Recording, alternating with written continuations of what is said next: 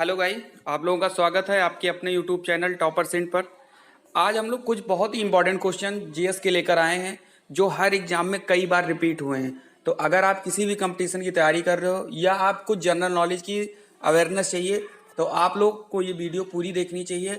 Video start करने से पहले सबसे पहले आपको क्या करना है कि इस चैनल को सब्सक्राइब करना है और लोगों को शेयर करना है। तो हम लोग देर न करते हुए इस क्वेश्चन को स्टार्ट करते हैं। बहुत ही अच्छे क्वेश्चन हैं, आपको पूरा क्वेश्चन देखना चाहिए लास्ट तक और पसंद आएगा तो लाइक जरूर करिएगा। चलिए बात करते हैं पहले क्वेश्चन की। तो लिखा हुआ है भारत का शेक्सपियर किसे कहा जाता है। बहुत ही इंपॉर्टेंट क्वेश्चन है ये, ध्यान से देखिएगा, सारी चीजें डाउट्स क्लियर हो जाएंगे आपके। तो भारत का शेक्सपियर जो है वो कालिदास को कहा जाता है, ठीक है। अगर इसमें से एक क्वेश्चन और बन जाएगा कि जो कालिदास थे ये किसके समकालीन थे, तो आपको एक याद रखना है नाम, चंद्रगुप्त द्वितीय, ठीक है। चंद्रगुप्त द्वितीय जो था उसके समकालीन थे कालिदास। कालिदास की एक पुस्तक बहुत ही फेमस थी, अभिज्ञान शाकुंतलम। तो यहां से तीन क्वेश्चन बन सकते हैं कि भारत का शेक्सपियर किसे कहा जाता था, कालिदास किसके समकालीन थे और कालिदास की फेमस पुस्तक क्या है, तो अभिज्ञान शाकुंतलम है। मुझे लग रहा है यहां तक क्लियर होगा। चंद्रगुप्त द्वितीय को ही हम लोग विक्रमादित्य की उपाधि भी दिए थे, ठीक है। यानी हम लोग नहीं है लेकिन इनको मिला था विक्रमादित्य की टाइटल, इनको मिला था, तो याद रखिए, ठीक है। क्योंकि गुप्त डायनेस्टी में दो चंद्रगुप्त हुए थे, एक चंद्रगुप्त फर्स्ट और एक चंद्रगुप्त द्वितीय, ठीक है। आगे की तरफ हम बढ़ते हैं। अगर पसंद आ रहा है तो लाइक कर दीजिए, क्वेश्चन अच्छा है तो लाइक करिए, दूसरों को भी शेयर करिए, ठीक है। ज्यादा लंबी वीडियो है नहीं, पूरा देखिए, सभी क्लियर होंगे डाउट। चलिए अगला क्वेश्चन, भारत का कौन सा राज्य तीन ओर बांग्लादेश से घिरा है। चलिए बहुत इंपॉर्टेंट क्वेश्चन है, इसका आंसर हो जाएगा त्रिपुरा। एक क्वेश्चन यहां से और बन जाएगा कि भारत के साथ सबसे लंबी सीमा कौन साझा करता है, तो वो देश भी आपका बांग्लादेश ही हो जाएगा। यहां तक क्लियर है। चलिए आगे बढ़ते हैं। नीति आयोग का पदेन अध्यक्ष कौन होता है, ये थोड़ा यहां पर गलत हो गया था, पदेन अध्यक्ष होगा, ठीक है। पदेन अध्यक्ष कौन होता है बताइए। वित्त मंत्री होता है, राष्ट्रपति होता है, योजना मंत्री होता है या प्रधानमंत्री होता है, तो इसका राइट आंसर है प्रधानमंत्री। देखो जो नीति आयोग है ये योजना आयोग की जगह पर बना था, ठीक है। आप सबको पता होगा पहले योजना आयोग चलता था जिसमें पंचवर्षीय योजना, ये सब आप लोगों ने नाम सुना होगा। 1951 से शुरू हुआ था योजना आयोग हमारा, यानी ऐसा कह सकते हैं 1950 से शुरू हुआ था, लेकिन पहली पंचवर्षीय योजना 1951 में आई थी। यहां तक क्लियर है। फिर नीति आयोग को योजना आयोग को नीति आयोग में बदल दिया गया। डेट इंपॉर्टेंट है, कब बदला गया था, 1 जनवरी 2015 से जो योजना आयोग था उसको कन्वर्ट कर दिया गया नीति आयोग में। यहां तक क्लियर है। तो योजना आयोग का भी जो अध्यक्ष होता था वो प्रधानमंत्री होता था और नीति आयोग का भी जो अध्यक्ष होता है वो प्रधानमंत्री ही होता है, ठीक है। यहां तक क्लियर है, समझ में आ रहा है तो लाइक करते हुए चलिए आगे बढ़ते हैं। ये इंपॉर्टेंट है, जहांगीर का मकबरा कहां है बताइए। आगरा में है, श्रीनगर में है, लाहौर में है या दिल्ली में है। चलिए तो इसका जो राइट आंसर है वो है लाहौर, ठीक है। देखो जो मुगल डायनेस्टी के जो शासक होते हैं इनका जो मकबरा है बहुत इंपॉर्टेंट है, लगभग अनगिनत बार एग्जाम में आया है क्वेश्चन यहां से। अब आप लोग कमेंट में लिख के बताइए कि कितने लोगों को मकबरे पर वीडियो चाहिए, कि मुझे सर मुगल वंश के सारे मकबरे मुझे याद करने हैं वो भी ट्रिक से। तो जिनको भी ट्रिक वाला वीडियो चाहिए वो नीचे कमेंट में लिखकर भेज दे कि सर मुझे मुगल वंश के जो भी शासक हैं उनका मुझे केवल आप ट्रिक लिखकर भेज दीजिए। बस आप लोग केवल कमेंट में लिखिए ट्रिक, मैं मुगल डायनेस्टी का अभी थोड़ी देर बाद ही मैं आपको एक वीडियो ले आऊंगा जिसमें सारे मकबरे वो भी ट्रिक से आपको बता दूंगा। 1 सेकंड में सारे सब कुछ क्लियर हो जाएंगे, ज्यादा 1 मिनट लगेगा आपको उसको याद करने में, ठीक है। चलिए आगे की तरफ बढ़ते हैं। अगर चाहिए आपको मकबरे पर वीडियो तो ठीक है, आपको सिर्फ क्या लिखना है कमेंट पर, कमेंट में आपको लिखना है ट्रिक, ठीक है। और जो लोग नए हैं उनको केवल सब्सक्राइब करना है और कुछ नहीं करना है। आगे बढ़ते हैं। तो इसका आंसर हो जाएगा लाहौर। भारत का राष्ट्रीय पक्षी मोर को कब मान्यता प्राप्त की गई, बहुत ही इंपॉर्टेंट क्वेश्चन है ये। इसका राइट आंसर है 1949। देखो मैंने इंडियन सिंबल्स यानी भारतीय जो प्रतीक थे उन पर वीडियो हम लोग बना चुके हैं, तो जो लोग नहीं देखे हैं वो डिस्क्रिप्शन बॉक्स में जाएं, उनको वहां पर लिंक मिल जाएगी और इंडियन सिंबल्स को पूरा देख लें। यहां तक क्लियर है। चलिए आगे बढ़ते हैं। तो 1949 में भारत का जो राष्ट्रीय पक्षी था वो मोर बना था और उसका जो साइंटिफिक नेम होता है वो होता है पावो क्रिस्टेटस। ये भी याद रखिएगा क्योंकि कभी कभी सीधा पूछ लिया जाता है कि भारत का राष्ट्रीय पक्षी कौन है और ऑप्शन में मोर ना देकर सिर्फ साइंटिफिक नेम दे दिया जाता है। तो पाओ क्रिस्टेटस आपको याद रखना है। ओलंपिक खेलों में भाग लेने वाली पहली भारतीय महिला कौन सी थी, बताइए। पीटी उषा थी, दीपा कर्माकर थी, पीवी सिंधु या मैरी लीला राव। तो अगर आप स्पोर्ट फॉलो करते हो तो ये दोनों ऑप्शन तो आप तुरंत ही हटा दोगे, क्योंकि ये लोग तो अभी नए नए आए हैं, ठीक है। अगर हम बात करें पीटी उषा, तो ये भी पहली नहीं थी, पहली थी मैरी लीला राव। ये एक एथलीट थी जो 1956 में पहली बार समर ओलंपिक में इन्होंने भाग लिया था, ठीक है। हालांकि इनको कोई पदक नहीं मिला था, लेकिन 1956 में पहली महिला ये बनी थी जो ओलंपिक में भाग ली थी, मैरी लीला राव, आपको याद रखना है, ठीक है। चलिए आगे बढ़ते हैं हम लोग। भोपाल गैस कांड किस तिथि को हुआ था, मोस्ट इंपॉर्टेंट क्वेश्चन है, जिसको भोपाल गैस ट्रेजेडी के नाम से हम लोग जानते हैं, जिसमें अप्रोक्स अगर बात किया जाए तो 3700 लगभग लोग की डेथ हो गई थी और 16,000 के आसपास में लोग घायल हुए थे या बीमार हुए थे। तो इसका जो राइट आंसर हो जाएगा वो हो जाएगा 3 दिसंबर 1984, या ऐसे कह सकते हैं कि 2 दिसंबर की रात को, लेकिन 2 दिसंबर ऑप्शन में आया नहीं, यानी 2 दिसंबर की रात को हुआ था तो वो 3 दिसंबर में ही कन्वर्ट हो गया, ठीक है। तो इसमें एक जो गैस रिलीज हुई थी वो भी इंपॉर्टेंट है, MIC यानी मिथाइल आइसोसाइनेट, यही गैस रिलीज हुई थी। कभी कभी तो ये डेट देखो, कभी कभी तो केवल आपको ईयर पूछा जाएगा एग्जाम में, तो 1984 याद रखना है। अब जैसे इस क्वेश्चन में देख लो 1984 सब में सेम है, तो आपको डेट भी याद रखनी कि 3 दिसंबर 1984 को हुआ था। और एक क्वेश्चन और बनेगा कि कौन सी गैस रिलीज हुई थी, तो MIC यानी कि मिथाइल आइसोसाइनेट, ठीक है। कहने का मतलब यह है कि आप इसको अच्छे से करते हुए चलिए, जितने भी क्वेश्चन बन सकते हैं मैं सारे एक्सप्लेन कर देता हूं। ये नहीं कि रैपिड फायर करूं, तुमको 20 क्वेश्चन तुरंत करा दूं 5 मिनट में, और फिर जो और क्वेश्चन बन जाए तो आप वहां पे लटके रहो, ठीक है। क्वेश्चन नंबर ऑफ क्वेश्चन कम हो सकते हैं, लेकिन उनसे जितने भी क्वेश्चन बन सकते हैं वो सारे क्वेश्चन आपको एक्सप्लेन किए जा रहे हैं।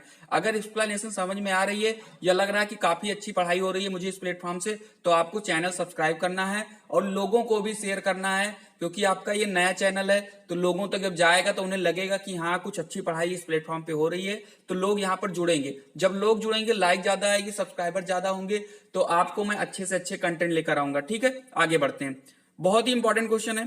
पहला मुस्लिम आक्रमणकारी 712 ईस्वी में भारत आया था, उसका क्या नाम था। यानी ऐसा कह सकते हैं कि पहला मुस्लिम आक्रमणकारी जो भारत आया था उसका नाम क्या था, यही आपको बताना है। मोहम्मद गौरी था, बाबर था, अलाउद्दीन खिलजी था या मोहम्मद बिन कासिम था। चलिए, तो इसका राइट आंसर है मोहम्मद बिन कासिम, पहला मुस्लिम आक्रमणकारी था जो भारत पर आक्रमण किया था, ठीक है। चलिए, जहां टाइम लेने वाला होगा हम लोग वहीं पर लेंगे। अगला क्वेश्चन है, मुस्लिम लीग की स्थापना कब हुई थी। मोस्ट इंपॉर्टेंट क्वेश्चन है ये, इसको लिख लीजिएगा, इंपॉर्टेंट क्वेश्चन में ये आता है। तो इसका सही आंसर हो जाएगा 1906 ईस्वी। मुस्लिम लीग की स्थापना 1906 ईस्वी में हुई थी। किस स्थान में गांधी जी ने प्रथम सत्याग्रह आरंभ किया था, बहुत ही इंपॉर्टेंट है ये। चलिए, चंपारण, गांधी जी ने अपना प्रथम जो सत्याग्रह था वो चंपारण था। चलिए, अमेजन नदी किस महाद्वीप में प्रवाहित होती है, मोस्ट इंपॉर्टेंट क्वेश्चन है, बताइए।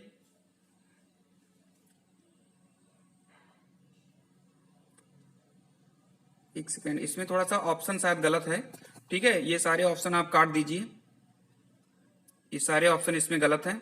तो इसका जो आपका आंसर हो जाएगा वो हो जाएगा उत्तरी अमेरिका महाद्वीप, ठीक है। उत्तरी अमेरिका महाद्वीप हो जाएगा, इसको याद रखना है, ठीक है भैया, कोई दिक्कत तो नहीं किसी को। और जो अमेजन नदी है ये विश्व की सबसे बड़ी नदी है, यहां तक क्लियर है ना सबको, कोई दिक्कत तो नहीं है, ठीक है। तो इसके ऑप्शन काट दीजिएगा, सिर्फ आपको उत्तरी अमेरिका याद रखना है कि अमेजन नदी जो है वो उत्तरी अमेरिका में है और विश्व की सबसे बड़ी नदी है, ठीक है, कोई दिक्कत तो नहीं है। आगे बढ़ते हैं हम लोग। मनुष्य के स्वस्थ नेत्र में प्रतिबिंब कहां पे बनता है। चलिए, तो इसका जो राइट आंसर हो जाएगा रेटिना पर, ठीक है। तो ये नहीं है कि रेटिना के आगे पीछे या अनंत पर, कुछ नहीं, सिर्फ रेटिना पर बनता है, जो स्वस्थ मनुष्य होते हैं उनके नेत्र का प्रतिबिंब। यहां तक क्लियर है, आगे बढ़ते हैं। जिस समय भारत को आजादी मिली उस समय इंग्लैंड का प्रधानमंत्री कौन था, मोस्ट इंपॉर्टेंट क्वेश्चन, बताइए।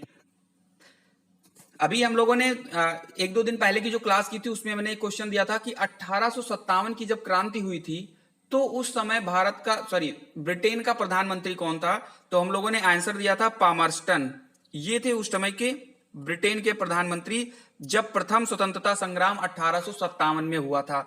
बात किया इन्होंने कि जब भारत को आजादी मिली यानी 1947 में, ठीक है, तब कौन था? तो तब का आंसर हो जाएगा क्लीमेंट इटली। ठीक है, ये दोनों आपको याद रखने हैं। ये 1857 के विद्रोह के समय थे और ये आजादी के समय थे। यहां तक क्लियर है? आगे बढ़ते हैं। किस मच्छर के काटने से डेंगू ज्वर होता है? यहां पे डेंगू लिख लीजिएगा, ठीक है, डेंगू ज्वर होता है। तो डेंगू जो होता है वो एडीज मच्छर के काटने से होता है। और हमने कुछ क्लास पहले अभी हमने बात किया था कि एडीज मच्छर को हम लोग टाइगर मच्छर भी कहते हैं। ठीक है, चलिए, जो लोग हमारी प्रीवियस क्लास नहीं देखे हैं वो लोग हमारे प्लेलिस्ट में जाइए, वहां पर सारे वीडियोज आपको मिल जाएंगे। आप वहां पर देख लीजिए, काफी अच्छी वीडियोज हैं। आप देखोगे तो आपको बहुत ही ज्यादा फायदा होगा। जीएस में ये लगेगा कि हाँ मैंने कुछ पढ़ा है आज जीएस में। ठीक है, ऐसा नहीं कि आपको सिर्फ एक एक क्वेश्चन रटाया जाएगा, आपको एक्सप्लेन भी किया जाएगा सारी चीजें कैसे क्या होता है। ठीक है, तो जो लोग पढ़ाई में ज्यादा अच्छे हैं, उन्हें ज्यादा नॉलेज चाहिए जीएस में, वो हमारी वीडियो को पूरी देखें और फॉलो करें इनको। ठीक है, आगे बढ़ते हैं। दो तांत्रिक, ये तांत्रिका होगा भैया, दो तांत्रिका कोशिकाओं के मध्य खाली स्थान को क्या कहते हैं? ठीक है, यानी जो दो तांत्रिका कोशिकाएं होते हैं उनके बीच में जो खाली स्थान होता है उसको हम क्या कहते हैं? तो वो हो जाएगा आपका युग्मानुबंधन। युग्मानुबंधन, याद रखिएगा इस चीज को। आगे बढ़ते हैं।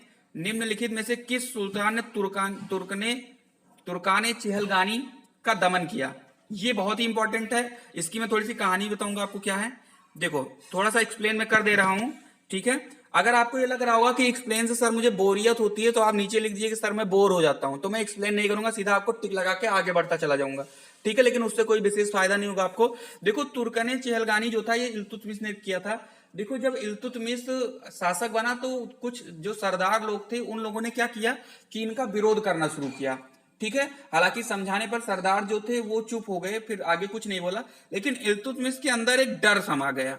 इसने ये सोचा कि ऐसा ना हो कि आज तो चुप हो गए, कल ये सरदार लोग आए और हमको फिर से सिंहासन से नीचे उतार दें।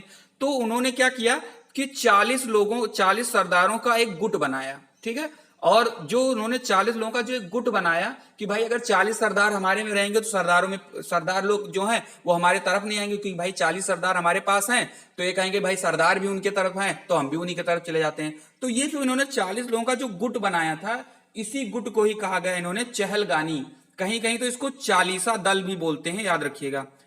तुर्कानी चहलगानी की जगह पर चालीसा दल भी कभी कभी आ जाता है, तो इसी को कहते हैं जो चहलगानी है। क्लियर है? अगर पसंद आ रहा है तो आप अपने दिल के साथ गद्दारी मत करना, लाइक जरूर करना और कम से कम 5-6 दोस्तों को जरूर शेयर करिए। बहुत मेहनत से कंटेंट बना रहा हूं आप लोगों के लिए। चलिए, रामायण का फारसी अनुवाद निम्न में से किसने किया था? बहुत ही इंपॉर्टेंट है, बताइए इसका सही आंसर क्या है। अमीर खुसरो को कहा जाता है, मलिक मोहम्मद जायसी को कहा जाता है, मुल्ला सीरी को, या अब्दुल कादिर बदायूनी को कहा जाता है? चलिए, इसका राइट आंसर हो जाएगा अब्दुल कादिर बदायूनी जो थे, उन्होंने रामायण का फारसी में अनुवाद किया था। ठीक है, जो अमीर खुसरो थे इनको कहा जाता था भारत का तोता। आप सबको पता है भारत का तोता कहा जाता था। एक क्वेश्चन यहां से बन जाता है। और एक कहा जाता था इनको, अमीर खुसरो ने ही ये जो आपकी जो म्यूजिक है, जैसे सितार तबला, इन लोगों की इसकी जो खोज हुई थी वो अमीर खुसरो ने ही की थी। ठीक है, यहां तक क्लियर है। चलिए आगे बढ़ते हैं। किसे फादर ऑफ मेडिसिन कहा जाता है? मोस्ट इंपॉर्टेंट क्वेश्चन है ये, एग्जाम में आया है क्वेश्चन अभी रेलवे के एग्जाम में। इसका जो राइट आंसर होगा वो होगा आपका हिप्पोक्रेटस। हिप्पोक्रेटस को फादर ऑफ मेडिसिन कहा जाता है। ठीक है, दवाइयों के जनक या दवाइयों के पिता, जो भी आप कह लो। ठीक है, आगे बढ़ते हैं। निम्नलिखित शासकों में से किसे आंध्र का भोज कहा जाता है? ठीक है, आंध्र का भोज या ऐसे कैसे थे आंध्र प्रदेश का भोज, जिसे राजा भोज थे ना, उसी हिसाब से आंध्र का भोज किसको कहा जाता है? तो इसका जो राइट आंसर है वो है कृष्णदेव राय। कृष्णदेव राय की अगर हम बात करें तो इन्हें ही आंध्र का भोज कहते थे। एक हरिहर थे और एक बुक्का थे, ये दो भाई थे। ठीक है, इन दोनों की बात करें तो इन्होंने हैदराबाद की स्थापना की थी। जो हैदराबाद शहर है उसकी स्थापना हरिहर और बुक्का ने की थी, ये भी याद रखना है। ठीक है, आगे बढ़ते हैं। सोमनाथ के मंदिर को किस मुसलमान आक्रमणकारी ने ध्वस्त किया था? मोस्ट इंपॉर्टेंट क्वेश्चन है, बताइए। सबको पता है जो सोमनाथ मंदिर जो था भोले बाबा का, उसमें बहुत ही ज्यादा लूट किए थे, और वो लूट करने वाला शासक कौन था? महमूद गजनबी था। अब अगर हम ईयर की बात करें तो ये लूट कब हुई थी? 1026 ईस्वी में हुई थी ये लूट। ठीक है, चलिए, इतना क्लियर है सबका? पसंद आ रहा है क्वेश्चन, पसंद आ रहा है एक्सप्लेनेशन, पसंद आ रहा है मेरी आवाज पसंद आ रही है, ठीक है, वीडियो की क्वालिटी पसंद आ रही है तो लाइक ना करने का कोई रीजन नहीं बचता है, तो आपको लाइक करना ही है। ठीक है, कर दीजिए। ठीक है, आगे बढ़ते हैं। बैकाल झील किस देश में स्थित है? जैसा कि आपको पता है कि मैं हर वीडियो में एक क्वेश्चन आपको कमेंट में लिखने के लिए बोलता हूं, तो आपको इसका आंसर देना है कमेंट में कि बैकाल झील जो है वो कहां पर स्थित है। और जो लोग झील की वीडियो नहीं देखे हैं, सिंबल की वीडियो नहीं देखे हैं, उनको हमारे डिस्क्रिप्शन बॉक्स में जाना है, वहां पर आपको सारी लिंक मिल जाएंगी। आपको जाके वहां पर सारी चीजों को जो है आप देख सकते हो और आप अपनी अच्छी जीएस तैयार कर सकते हो इस लॉकडाउन में। जब लॉकडाउन खत्म हो तो आपके पास जीएस का एक अच्छा कलेक्शन होना चाहिए। ठीक है, और आपको जीएस में लगे कि हाँ मैंने कुछ पढ़ा है और टॉपर सीट ने हमको बहुत कुछ सिखाया है, तो आप अपने दोस्तों को भी शेयर करिए। तब तक हम मिलते हैं अगली वीडियो में। और जिन लोगों को मुगल वंश के मकबरे का वीडियो चाहिए वो नीचे कमेंट में ट्रिक लिखेंगे और मैं ट्रिक वाली वीडियो भी लेकर आ रहा हूं। सिर्फ 2 से 3 मिनट की वीडियो है, आपको पूरे मकबरे याद हो जाएंगे चुटकियों में। तो आप सिर्फ ट्रिक लिखकर भेजिए, मैं वीडियो लेकर आ रहा हूं। तो तब तक के लिए खुश रहिए, मस्त रहिए।